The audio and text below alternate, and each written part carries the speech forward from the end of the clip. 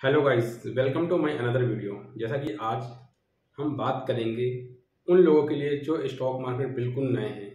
क्योंकि देखो, हर कोई की स्टॉक मार्केट में जो जर्नी स्टार्ट होती है ना, बिल्कुल बेसिक से स्टार्ट होती है। कभी कोई ऐसा नहीं हो कि जो मार्केट में प्रो ट्रेडर ही पैदा हुआ हो।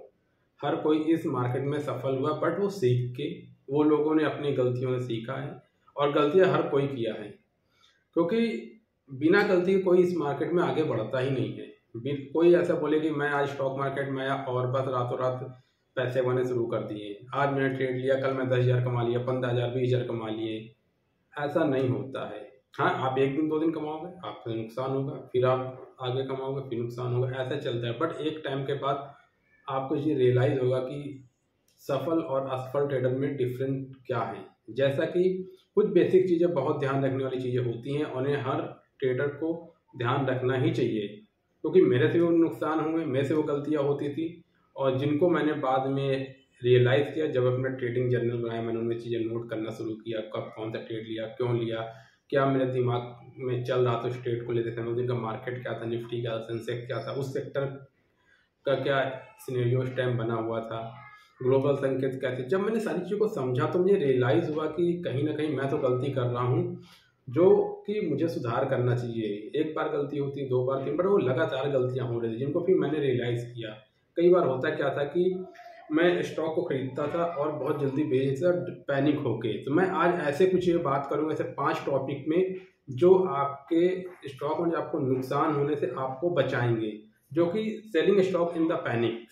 नंबर 1, आप पैनिक हो जाते हो। लाइक आपने कोई स्टॉक खरीदा, और वो स्टॉक खरीदने के बाद जैसे ही आपकी मार्केट में थोड़ा सा गिरावट हुई, 150 पॉइंट निफ्टी गिरते, आपका स्टॉक भी नीचे गिरा, और आप तुरंत डर के मारे स्टॉक को बेच के निकल जाते। बट नहीं, अगर आपको पता है कि फंडामेंटल अच्छे हैं, आपके माइंडसेट आपको पता है कि किस माइंडसेट से आपने खरीदे, आपकी इन्वेस्टमेंट है, आपका ट्रेडिंग प्रोस्पेक्टिव 1 वीक के लिए, 2 वीक के लिए, तो आपको डरना क्यों? उस माइंडसेट से स्टॉक को खरीदना बेचना है ना आपको। आपने लिया और तुरंत आपने बेच के डर के मारे निकल के तुरंत गए, तो आपको नुकसान हुआ ना। तो पैनिक सेलिंग से बचना है, पैनिक सेलिंग नहीं करनी है। कई बार होता है क्या कि आपने स्टॉक खरीदा और नीचे 4 रुपए नीचे, आपके डर के मारे बेच के निकल गए। या तो आप पहले स्टॉप लॉस डिसाइड करके ही रखना है आपको। और अगर ऐसा हुआ है तो आपको फिर या तो वेट करना चाहिए। आप किस माइंडसेट से लेते हो, तो इस चीज़ को ध्यान रखना, पैनिक सेलिंग को अवॉइड करना है। अगर आपको फंडामेंटल सब कुछ अच्छा, तो क्यों पैनिक होना, फिर वेट करो। माइंडसेट हमेशा बना के चलो पहले से, स्टॉक में एंट्री लेने से पहले। तो इस चीज़ को ध्यान रखने वाली है। Build on the averaging concept. सबसे ज़्यादा खतरनाक और सबसे ज़्यादा पैसा बर्बादी का सिर्फ यही है, एवरेजिंग करना। लाइक एक एग्जांपल से समझते हैं कि आपने कोई एक इंटरडे में एक पोजीशन बनाई, 100 क्वांटिटी की, 100 शेयर लिए, 100 रुपए के भाव से। आपने सुबह इसको बाई किया, ठीक है, 100 रुपये में लिया, और वो नीचे 4 रुपये नीचे गिर जाता है। अभी वो 96 रुपये हो गया। आप देख रहे हो आधे घंटे से उसी रेंज में 97, 98, 96, 97, 98 घूम रहा है। तो आपको क्या लगता है, चलो एक बार ले लेते हैं 100, और इसके बाद से हम इसको एवरेज करके 2 रुपये प्रॉफिट फिर निकलेंगे कहीं पे। बट ऐसा करने से हुआ क्या, आपने जैसे उसको 96 रुपये में खरीदा, उसका तो 4 रुपये और नीचे आ गया। एवरेज करने के चक्कर में आप वहाँ पे फिर फंस गए। फिर आप सोचा अभी और कर लेता हूँ, और करूँ, 4 रुपये फिर नीचे आया। फिर आपने एक स्टॉक कुछ क्वांटिटी बाई कर ली, फिर आपने एवरेज किया। ऐसे ऐसे करते करते आप 3-4 बार जब आप एवरेज करते हो, आपकी क्वांटिटी बहुत बड़ी हो जाती है, और आपका लॉस भी बढ़ता है। जब आपका लॉस बढ़ने लगता है तो आप उसको हैंडल नहीं कर पाते हो, आपका मैनेजमेंट बिगड़ जाता है, रिस्क मैनेजमेंट। और उस दौरान आप पैनिक होकर आप स्टॉक को तुरंत वहाँ से बेच के निकल जाते हो, या आप टिके रहते हो तो लंबा नुकसान हो जाता है। तो इस चीज़ को ध्यान रखने वाली, एवरेजिंग को बहुत ही ध्यान वाली चीज़ है। एवरेजिंग एक ही समय काम करती है। या तो आप लंबे टाइम के लिए कोई स्टॉक को होल्ड कर रहे हो, आपको गिरावट में वो स्टॉक सस्ते मिल रहा, आप उसको खरीद के रख लो, तो वो तो आपके लिए ठीक है, ओके ओके। अगर आप इंट्राडे आप एवरेजिंग कर रहे हो बिना कॉन्सेप्ट, बिना फंडामेंटल, बिना टेक्निकल एनालिसिस, तो फिर वो तो आपका नुकसान होना ही होना है। तो वहाँ पे इस चीज़ को अवॉइड करना है, एवरेजिंग को। इन दोनों चीज़ को ध्यान रखें। उसके बाद आता है try to predict on the bottom. हम मार्केट को प्रिडिक्ट कर लेते हैं कि बॉटम यहाँ पे बन रहा मार्केट। लाइक कि कोई स्टॉक 400 रुपये से गिरना स्टार्ट हो, 350 रुपये, तो हमको लगता है कि बहुत गिर गया, अभी यहाँ से खरीद लेना चाहिए। बट हमने क्या टेक्निकल चीज़ें की चेक किया, हम कैसे प्रिडिक्ट कर लेंगे कि उसको वहाँ नहीं गिरेगा। तो इस चीज़ को भी अवॉइड करना है, क्योंकि आपको कॉन्फिडेंस लेवल आपका ब्रेक हो जाएगा। अगर वहाँ पे आपने स्टॉक को लिया तो मार्केट को प्रेडिक्ट नहीं करना कि यहाँ से ऊपर चला जाएगा। जब तक आप एनालिसिस करो, बैक टेस्टिंग करो, फंडामेंटल चेक करो, कुछ बेसिक रूल हैं उनको फॉलो करो।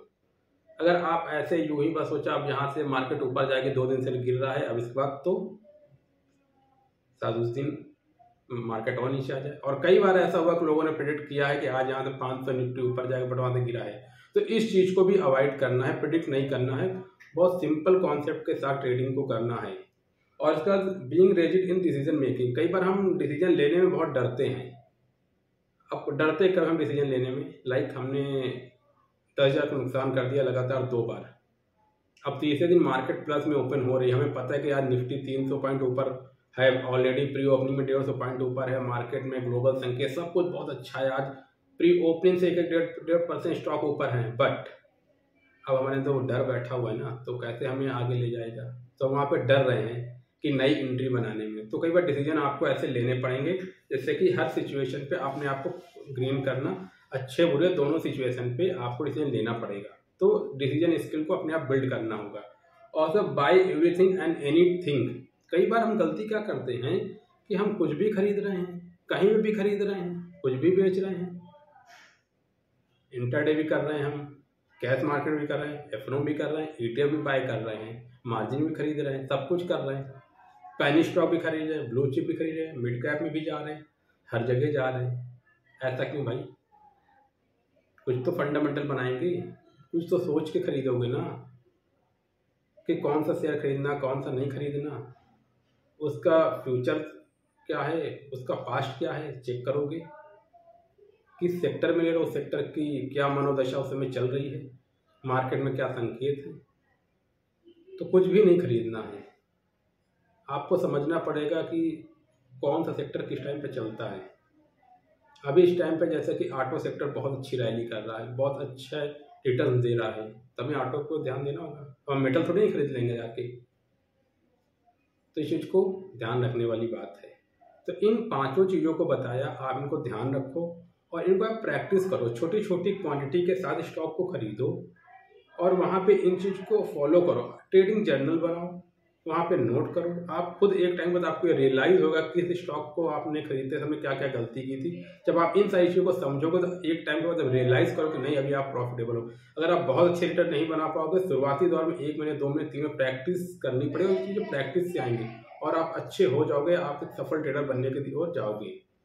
तो इन सारी चीज़ों को तो ध्यान रखो। आज के लिए बस इतना ही। अगर आप लोग को चैनल अच्छा लगे तो लाइक शेयर एंड सब्सक्राइब करें। Thank you so much.